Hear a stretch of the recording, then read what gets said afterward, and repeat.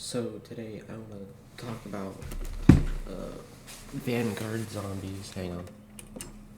Alright, so today I want to talk about Vanguard zombies and pretty much do I think there is any hope for the mode. Now this is not Vanguard gameplay, this is BO3 Garage Croppy gameplay, because I recently did a round 50 run, not on stream or anything, but I was recording it. This is kind of like the later half of that footage. Anyway, pretty much Vanguard zombies. We all know that if you're a part of the zombies community, we all know that Vanguard zombies is hot trash. It is really, really bad. All right, there's no denying it. Don't deny it. It's bad. It's really bad. Like here's the thing, right? Is there a future for zombies? Because Milo said in his video, well, when the Archon came out, like his little, I guess you could call it like a rant, that, you know, is there a future for zombies? Is there a future, like at what point does Activision just say, you know what, it's not really making us any money anymore, I think it's time we kind of, cut zombies out of the Call of Duty experience. Now that sucks if Vanguard truly is the last zombies game, because Vanguard zombies is hot trash. No one likes it. Like, okay, little to no one likes it. There we go. That's much better, because I've seen some post about somebody like really liking Vanguard, and I am actually envious of them. I want to like Vanguard. I want to have a reason to play it, but I really don't. I don't have a reason to buy it.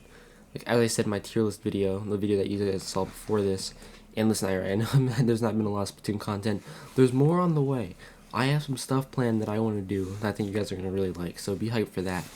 Also, a couple of review videos I've been working on.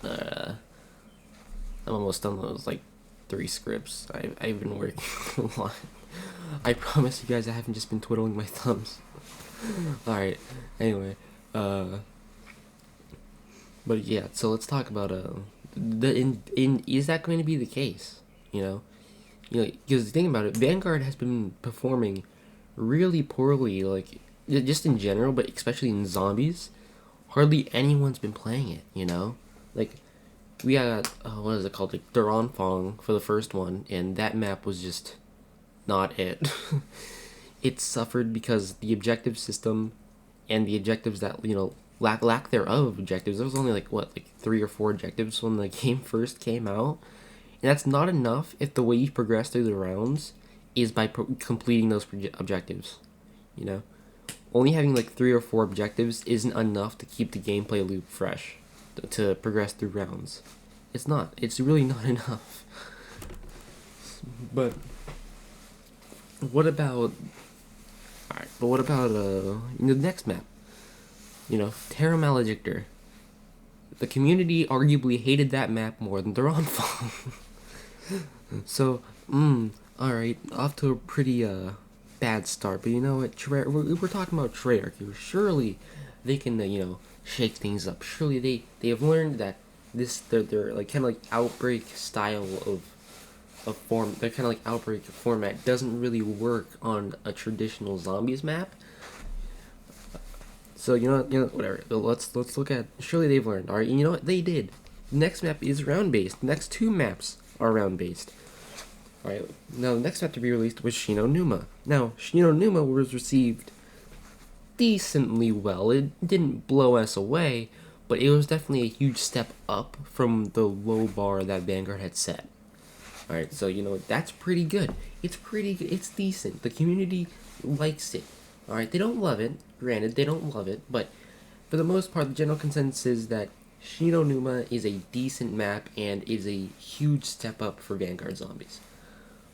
And then, leading up to the next map, the Archon, which is also the final map of Vanguard, Treyarch are really hyping up the boss fight, right? They are just hyping it up, saying how, oh, we spent so much time and resources on this. Oh, we think it's gonna be really epic. It's gonna be really cool. You guys are gonna love it. They spent they were like really hyping up this like, oh, in us as a community. And I remember me seeing this and be like, what, depending on how good the map is, I might get it on like I might get it. I might get on like because Vanguard goes on sale a lot for like $30, and I'll be like, if this map is like really good, I might actually buy Vanguard. I never did, because the map is literally Terra Maledictor, but it's round based, and well, it being round based solves the one problem that Terra Maledictor had.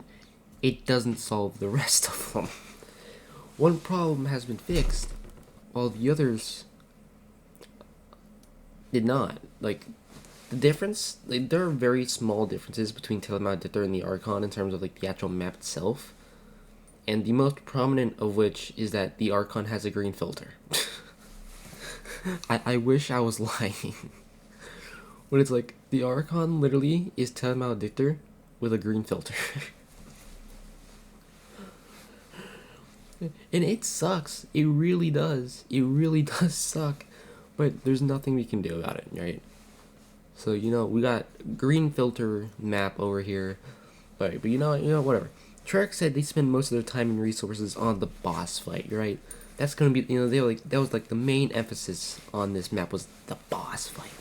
Alright, so what? The map itself may be garbage, but maybe the boss fight can redeem it. Maybe the boss fight is so unbelievably good that it redeems, the rest of the map. And then you do the Easter egg, you get to the boss fight, and admittedly, in terms of like scale, it's really cool.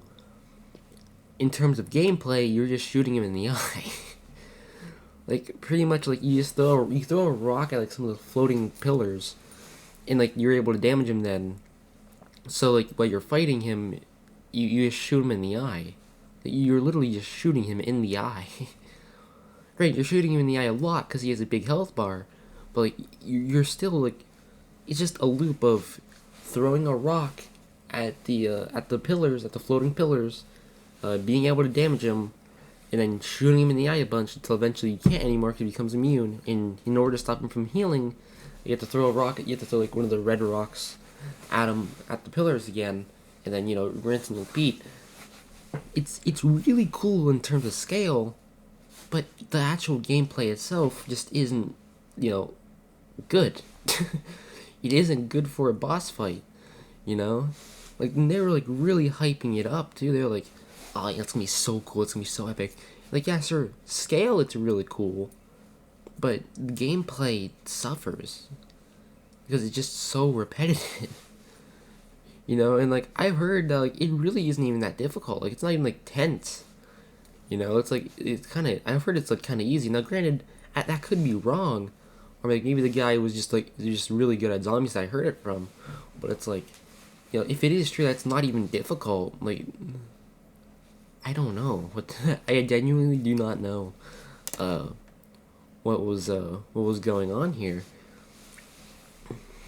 Now, there are a few ways we could look at this, right? Activision is gonna see that Vanguard Zombies had 3 maps that weren't received well, 1 map that was received decently well, and they might cut the Zombies team for Call of Duty 2024, and that sucks because Call of Duty 2024 is gonna be a Treyarch title. It's gonna be made by Treyarch, Now, I do have hope for COD 2024. I will give it that, because we also have to keep in mind the development for Vanguard Zombies was unbelievably rushed, right? They had like a grand total of what was it, like 5 or 6 months to develop the mode.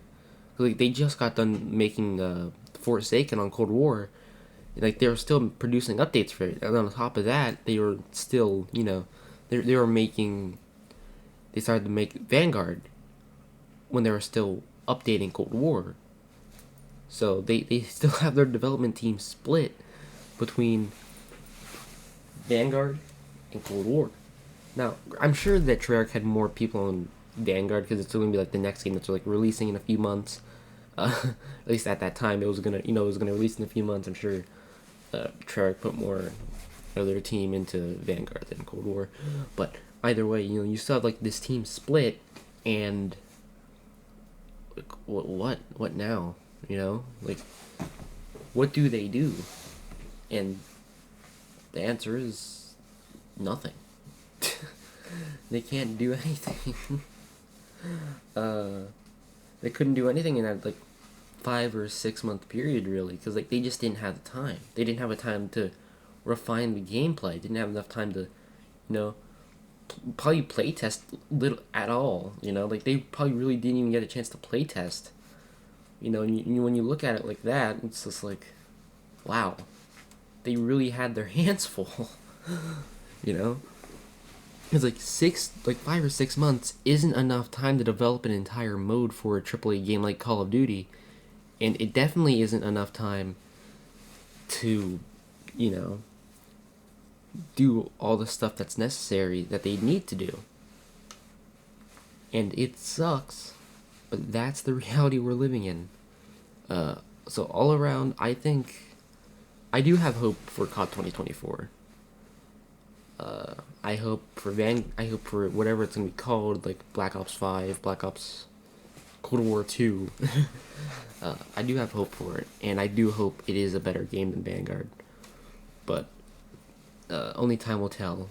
At least this time they actually have like 2 years to develop the game. So I am hoping, not expecting, I'm hoping for it to be a little bit better than what we have now.